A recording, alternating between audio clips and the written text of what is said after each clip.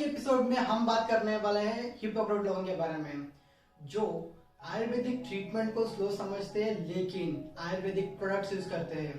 तो चलिए शुरू करते हैं। मैं हूं कपिल श्रीगिरी और आप देख रहे हैं मेरा यूट्यूब चैनल। ये तो टेक्निकल गुरुजी का कॉपी कर रहा है।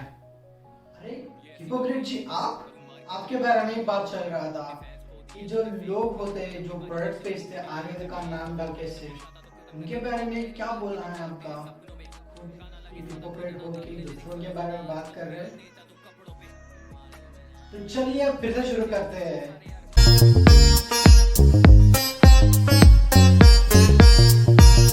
The title of the video itself suggests that I'm here to talk about the differences and also the hypocrisy behind using Ayurvedic products and also using Ayurvedic treatments.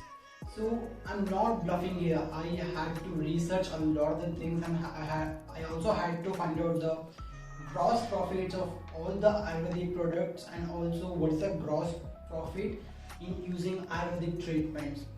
So according to Times of India, there was a survey conducted.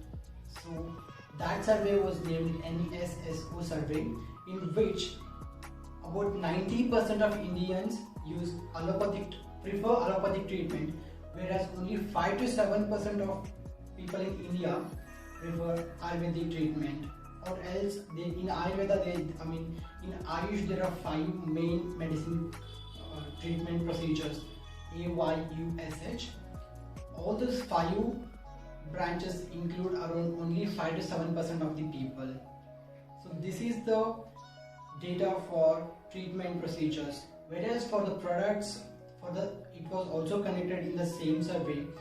According to 2015 survey, around 67% of the Indians use Ayurvedic products. Whereas the survey conducted in 2018 says that 75 to 77% of the people in India use Ayurvedic products. So here you can definitely look at the differences between how much Ayurvedic products are being used and how much Ayurvedic system of medicine is being taken care of. So there's a huge gap between both those. So it's not a good growth for Ayush community of Ayurvedic system of medicine. So 2019 to 2020, the main popular product of Ayurveda, that is Patanjali, made a gross whole profit revenue of 8,522 plus crores. Can you believe it? That's how much people believe in Ayurvedic products and not in Ayurvedic system of medicine. Patanjali is only one product that I have mentioned here. There are several n number of products that use Ayurveda as a name, as a marketing trick to bring the attention of the people towards their products. Here are some of the brands that use Ayurvedic product names. Any new products? Yes, sir. How about some Ayurvedic products? Cool.